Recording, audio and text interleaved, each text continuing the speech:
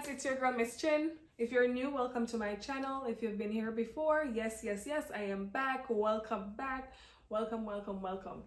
So yes, I know I have been away for a year now. No, it's been a year. No, it's not been a year, but almost a year. But I had to take time away from Facebook to focus on my mental health. And yeah, to focus on me, honestly. So where should I begin? For those of you who know me, you know that I love kids. Based on the description, you'll know what I'm here to talk about today. For those of you who know me, you know that I love kids. Like from when I was a little girl, every time someone child is at my house, I'm combing their hair, bathing them, playing school. We're doing something. So I always have that thing in me, like, yes, I can't wait to have mine. I can't wait to have mine. But I'll say I always tell myself, whenever the God bless me with one, then it will be that day. So I got married in 2016. Both me and my husband decided that we wanted to have kids. We weren't trying, but we weren't preventing. So it's a thing where it's not happening. We finally decided in 2000 and last year that we need to speak to her my doctor about it and see what she would suggest. So I spoke with her. I told her that we've been trying since when nothing is happening, and she told me that she will refer me to see a fertility specialist. So listen, I have heard about fertility specialists before, and I know it's like, in my mind, I'm like, that's too much money. That's a lot of money. Where I'm gonna find that money and all. Yeah, so I told my husband, well, let's have the consultation and we'll discuss everything with the doctor and see where we'll go from there. During the time when we were trying to conceive, it just got like, it wasn't like having sex no more. It got to a point where everything had to be scheduled because I had to be tracking my ovulation. I'm trying everything. I tried the pearl, I tried the gel, this gel thingy they say that could work. I tried that. I tried steam. I don't know what I haven't tried, and it's like the fertility doctor was like my next best thing to do. Person was saying that they know of a doctor of someone that could give me a tea, and I'm like, you know what, I'm not gonna bring my body through all of this no more. Just let me go to the doctor and see what would be best. So we had our first consultation last year. That was September 16th. We met with a doctor. She asked us a list of questions like history. After the consult, she told us that we'll have to do like tests. So for him, it was simple to the point. All he had to do was a semen test. That's it. For me, I had to do blood work. I had to do ultrasound. I had to do a test called HSG. Yeah, that's the one where they put a dye, like a dye inside of you, to go through your tubes just to see if it's open. That hurts. Everything came out fine with me. My tubes were open, my blood work was good, ultrasound, my ovaries was looking good, my uterus was looking good, everything was just perfect.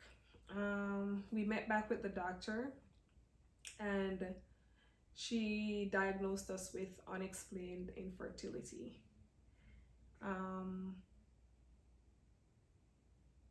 We asked her what would be the next step. She said Seeing that it's unexplained, the first thing we will do is IUI. For those of you who don't know what IUI is, it's where they will wait until I'm ovulating. They'll take the semen on the day they think I'm ovulating and basically squirt it up inside of me. So basically the sperm has to make its way to the tube to meet the egg, and it basically have to do its own process. So process is first day of my cycle, I will call the office. After I call the office, they will let me know to come in on day 2 or 3 for blood work and ultrasound.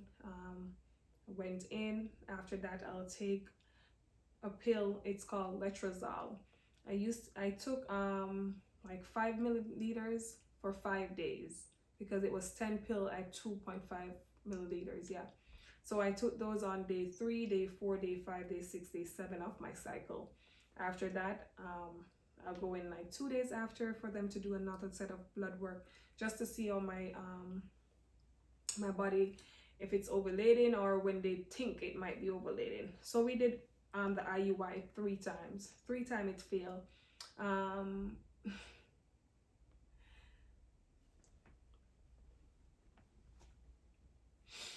The first time that I did it,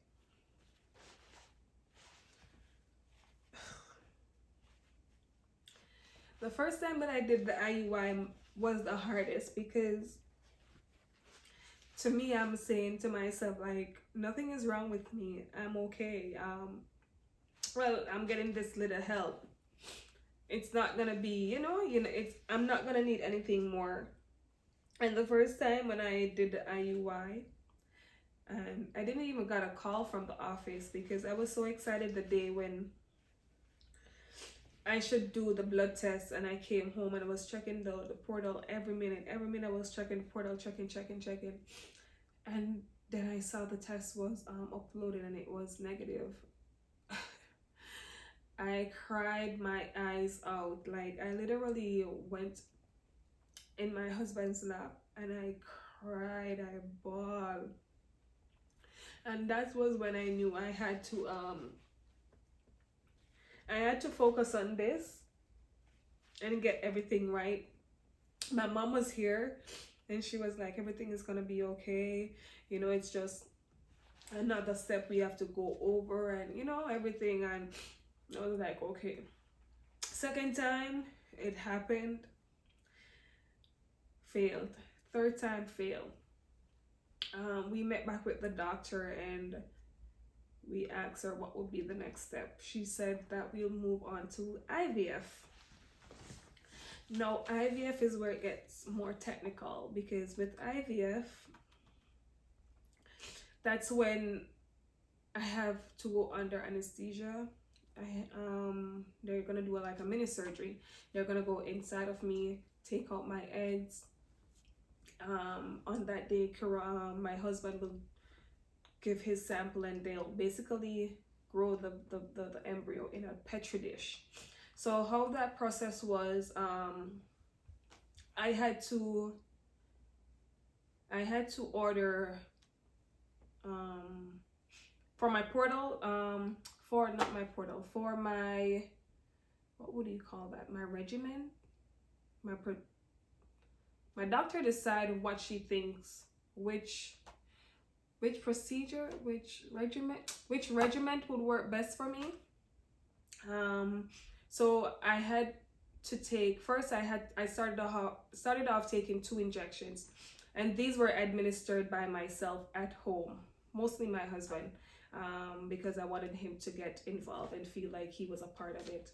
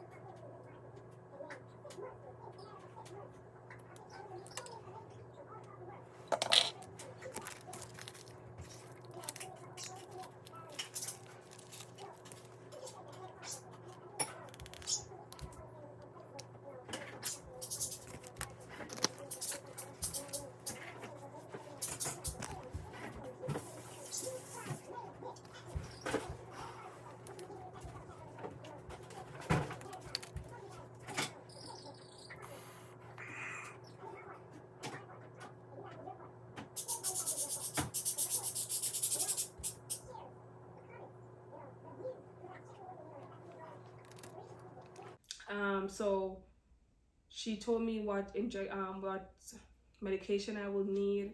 I placed the order. I paid for the order. It got delivered the day.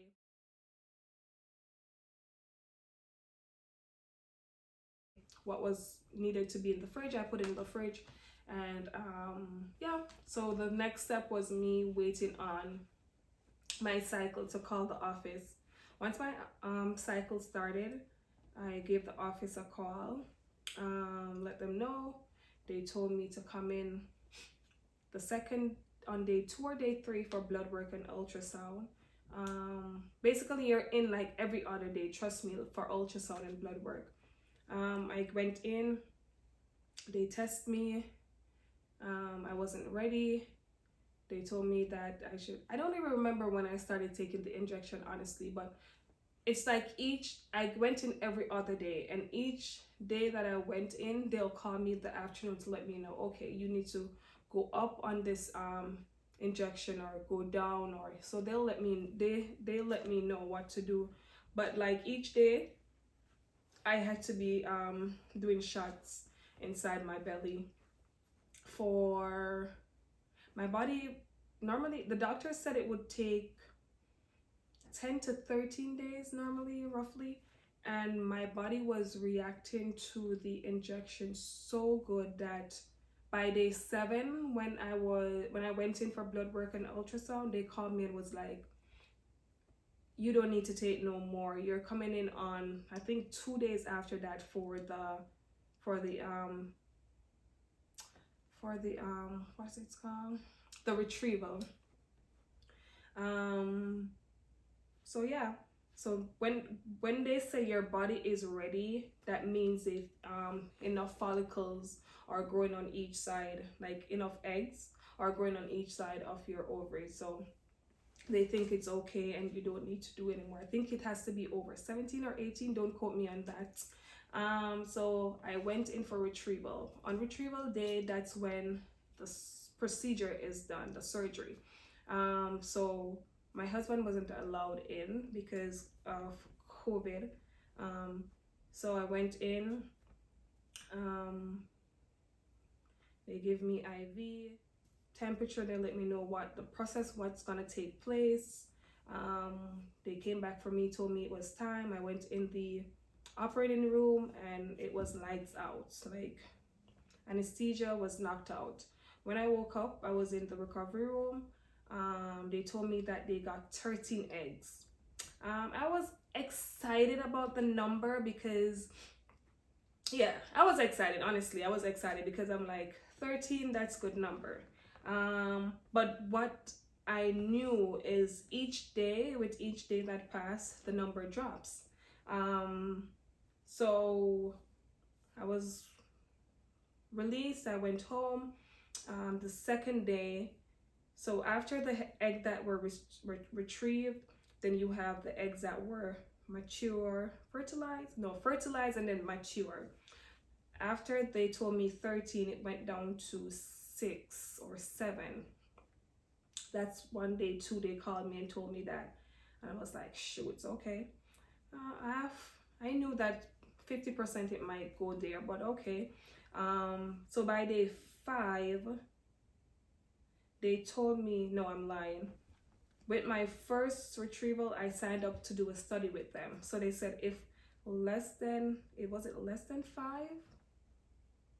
was fertilized, they'll do a day 3 transfer instead of a day 5 transfer. I went into the study because it was for a first-time patient who was doing IVF. I was looking at pros and cons. I'm like, if the embryo is there for 3 days, probably if it goes back into its own womb, it will grow faster, it will mature, it will be okay. So I opt for the day 3 transfer for the first cycle. So I went in on day 3. So say for instance I did the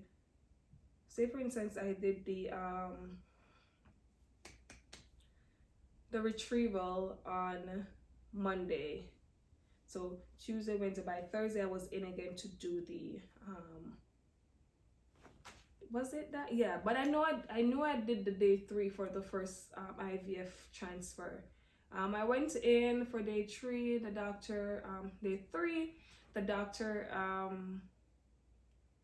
went in the room. It was I didn't even know the type of cell it was, but they inserted, and I had to wait 10 days to go back in for blood work. It didn't take, and that was a negative again. I was pretty strong at this point because I've been through so much negative.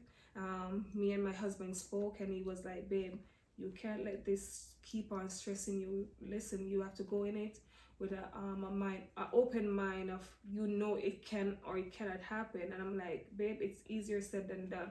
Mind you, every time before the results, I will tell myself, no, I'm not going to test. I'm not going to test. I tell him I'm not going to test. But secretly, I'm buying those tests and I'm taking the test. So I already know that it was negative even before I went in to do the blood work. It's just the first IUI, I didn't do it. So I guess that's why it hit me so hard. But every other one after that, I did a test before. So it was like nothing when I heard the negative. I'm like, yeah, I'm okay. I got this. So that was negative again. I had to wait a month, meet with a doctor. She decided that we were going to do a frozen transfer. The frozen transfer is the day when I do the retrieval and those eggs that were collected. I had 4 at the end of. By day 3, I had 4 overall. Yeah. Day 3, remember day 3 for the first cycle, I used 1. So I had 3. Was it that? Yeah. No. So I had 4 by that day. She said 1 didn't make it. 1 got transferred. So for my second cycle, I only had 2. Yeah, that was it. Yeah. So 4 matured. But remember, before I even know that 4 matured, I did 1 on day 3. So I put 1 in on day 3. So by day 5, they told me that 1 didn't make it. So I only had 2 remaining for the cycle. So those 2 that were remaining, they froze it basically. And those frozen cells can basically live here and here and here and here. So those frozen cells were the ones that were collected. My husband's sperm put to it, and they have it in a petri dish till day 5 to see if the cells will grow. And on day 5, when they think that those one are appropriate and can use, they freeze it. So I had 2 left. I had to wait until as I said, the appointment with my doctor. She told me what to do for the next frozen transfer. So the frozen transfer was something like the IUI. So I didn't have to take those shots. It was similar to the IUI, like I said. I had to take the pills, the same letrozole pill. So day 1 of my cycle, I called the office and told them they had me come in on day 2, which is the following day. When I went in on day 2, they did blood work and ultrasound, and I started the letrozole pill the following day. So say, for instance, I went in Monday for the ultrasound. Tuesday, I started the pill. So I took it for 5 days. So Tuesday, Wednesday, Thursday, Friday, Saturday. Let's say that. After that, I went in 2 days after that for blood and ultrasound again. When I went in for blood and ultrasound on that day, they told me I wasn't, they just wanted to see where my numbers were. They asked me to come in for day 3. The next day, my body still wasn't ready. They asked me to come in another day. And then on that day, they told me, okay, I was ready to take the trigger shot. Oh, I forgot to tell you about the trigger shot. With the IUI, I did the trigger shot as well as with the IVF. So the trigger shot, after they think my body is ready and is gonna ovulate, I take another injection called the trigger shot. That is what is telling my body, okay, hold off. Don't ovulate yet. Wait. So that gives my body a little time for them to say, okay, after this day, I don't even think I'm correct, but I trigger is listen, I have to know what trigger. I don't know, remember what trigger shot it was. I took a trigger shot. And after the trigger shot, I went in. They told me to start my progesterone insert. Those are those like pill to help my body, my lining. I went in for the transfer.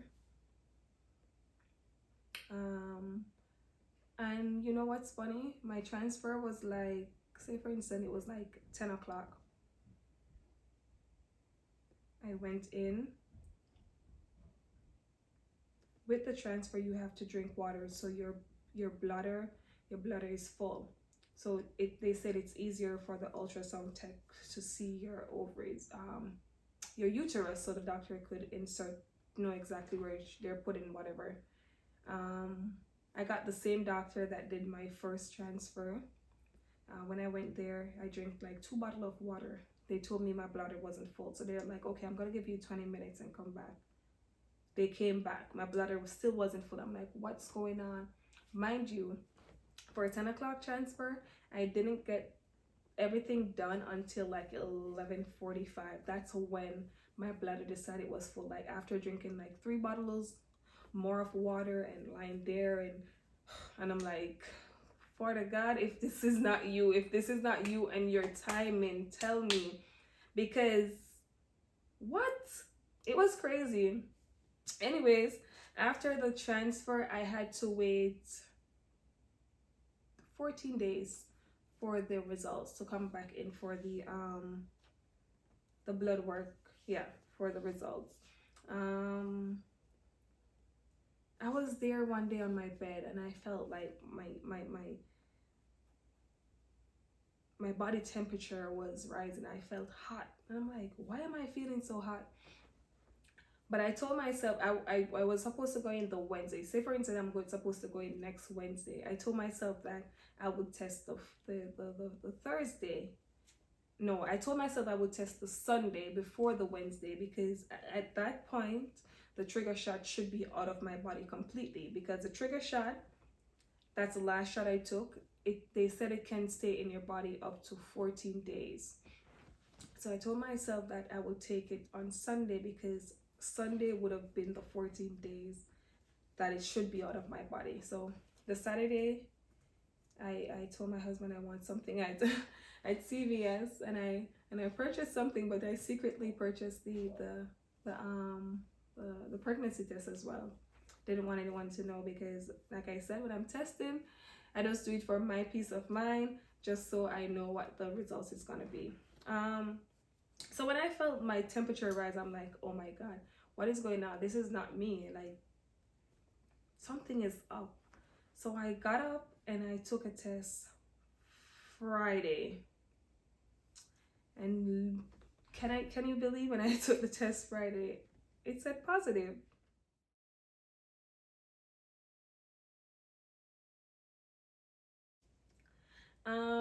I'm like, no, this can't be real. This is crazy. This can't be real.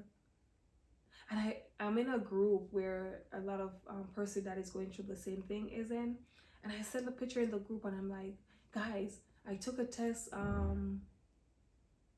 today just now, and this is the result. Do you think it might be the trigger shot in my system? Because today will be day 12 of the trigger shot, and they're like, oh no, if the trigger shot would have been in your body, it would have been way lighter, or that is too dark. Congratulations. I'm like, oh my God, I started to cry, and I called my sister, and she's like, oh my, she's like, take a next test Sunday, because the Sunday would have been the 14 days, and I would have known exactly that, okay, it's completely out of my system. I'm like, oh my God. I got so nervous, and I'm like, oh my God, this can't be real. This can't be real. This can't be real. So I went on Amazon, and I ordered a shirt, because I'm like, if I take the test on Sunday and it's positive, I want something to surprise my husband with on that same day, because I can't hold it. I'm not gonna hold it until Wednesday. So I ordered the onesie, and I'm like, okay, I'm gonna wait till Sunday. Sunday, as bright as the morning shine, I got up and I went in the bathroom and I took the test. And when I took the test, it came back positive. The test was positive. So yes, your girl is pregnant. Your girl is pregnant. And that's what I've been